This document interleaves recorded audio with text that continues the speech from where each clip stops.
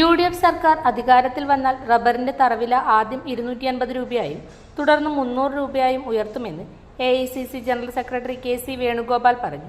കുന്നുംകൈയിൽ നടന്ന UDF പൊതുയോഗം ഉദ്ഘാടനം ചെയ്ത് സംസാരിക്കുകയായിരുന്നു അദ്ദേഹം.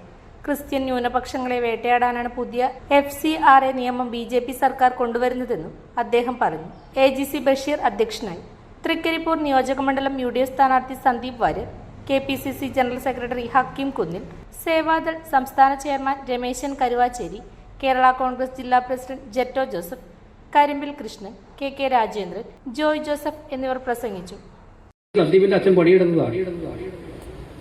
ഒന്നാം തരം വയറുകൂട്ടി BJPയിലായിരുന്നു. പക്ഷെ പിന്നീട് ഇങ്ങോട്ട് വന്നു. ഇപ്പം BJPക്കെതിരെ ശക്തമായി പോരാടുന്നതുകൊണ്ട് BJPക്കാർക്കും തോൽപ്പിക്കണം, CPMകാർക്കും തോൽപ്പിക്കണം.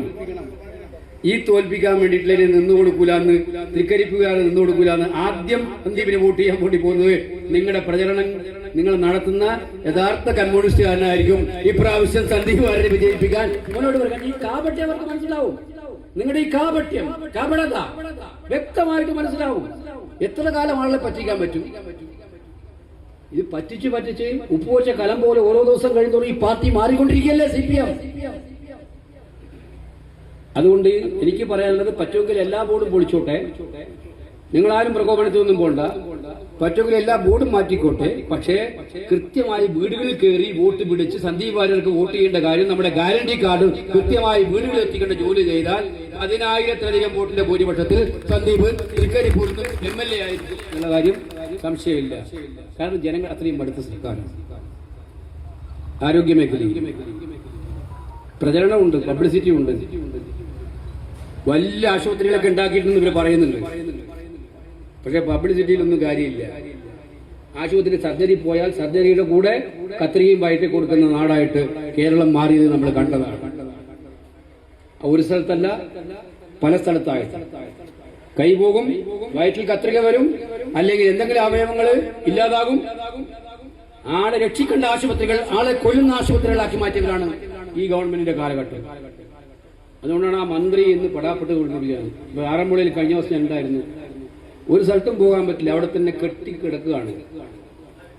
ജനങ്ങൾ തീരുമാനിച്ചിട്ടുണ്ട് അവരൊക്കെ എങ്ങനെ കൈകാര്യം ചെയ്യണം തെരഞ്ഞെടുപ്പിലൂടെ എന്ന് ജനങ്ങൾ തീരുമാനിച്ചിട്ടുണ്ടെന്ന് വ്യക്തമായിട്ടുള്ള കാര്യം.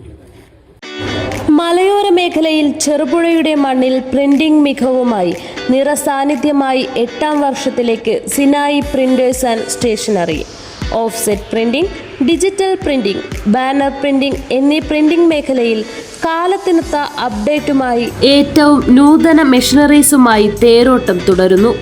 Sinai printers ID card, wedding card, mug printing, photo frame എന്നിവ നിങ്ങളുടെ കൈകളിലേക്ക് കാലതാമസം കൂടാതെ സിനായി പ്രിന്റേഴ്സ് ഒരുക്കുന്നു.